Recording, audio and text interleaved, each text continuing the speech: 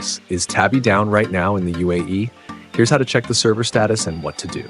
Welcome back to Guide with Samuel. Today I'll show you how to quickly check if Tabby's servers are down in the UAE and what steps you can take. Step 1. Visit websites like Down Detector or check social media platforms like Twitter for real-time reports about Tabby outages in the UAE. Step 2. Open the Tabby app and try logging out and back in, or restart your phone to see if that fixes the issue. Step 3. Check your internet connection to make sure it's stable. Step 4. If the problem persists, contact Tabby customer service via the app or website for updates. Step 5. Be patient, as outages are usually fixed by the Tabby tech team within a few hours.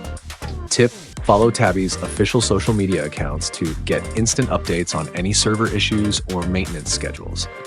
If this guide helped you, don't forget to like, comment, and subscribe to Guide with Samuel for more quick tips.